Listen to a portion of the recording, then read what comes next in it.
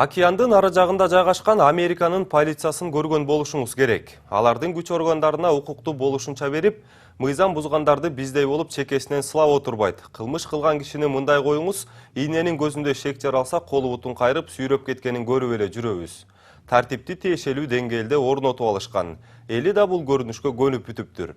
Бизде такыр эле тескерисинче, мыйзамды билгени билбегени деле ийимге чоң. Биз буга чейин милицияга сын айтып келгенбиз, бирок бүгүн элдин жоопкерчилиги жана алардын милицияга болгон мамилеси жөнүндө кеп кылууну туура көрдүк. Саламатсыздарбы? Эфирде Сереп программасы, анын алып баруучусу мен Айбек Бийбосунов.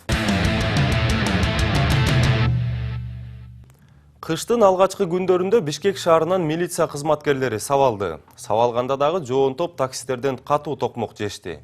Эми Жорго таксинин жосунсуз жорук жасаган кызматкерлери темир тордун артына камалып, азыркы учурда сурак берип жатышкан учуру. Биздин милиция айнектей тунук деп айткандан алыспыз, бирок ийим өкүлдөрү чоң муштумдардан эч качан муш жебеши керек эле. Бул көрүнүш баш аламандыктын, анан тартип орнобогон өлкөнүн белгиси. Маселени кененирээк алып карайлы. Биринчиден, бул алгачкы жолу болуп жаткан жок. Ала таяктын ээси болгон майы кызматкерлери айына 1-2 жолу айдоочулардан токмок жеп, же болбосо автоунаага сүйрөлүп турганына таң калбай калдык. Ийим өзүлөрү деле көнүп бүтүштү окшойт.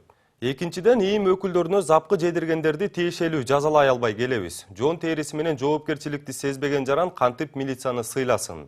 Маселенин экинчи тарабы. Милицияга сыйдын жоктугунда бир гана жарандарыбыз эмес, ийим өзү дагы күнөөлүү.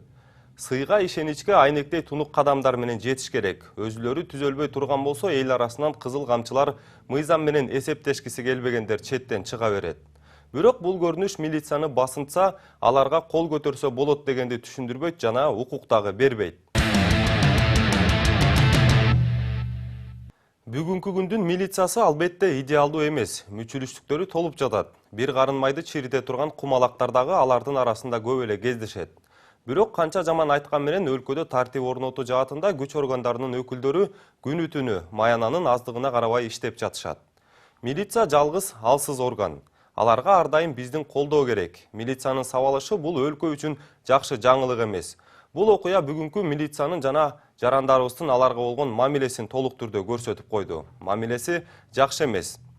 Көрсөтүүнүн башында сөз кылган Американын мисалына кайрадан кайтып келели. Бүгүнкү окуя дал ушул жакта болгондо милиция кепке сөзгө келбей бейбаштарга мылтык сунмак. Биз такси кызматкерлерине ок чыгарыш керек эле деп айтыштан алыспыз, бирок чекеден сылаштын дагы кереги жок. Ар бир милициянын жумушу кооптуу болуп жаткандан кийин алар мамлекет тараптан, эл тараптан колдоону сезиши керек. Аман туруңуздар.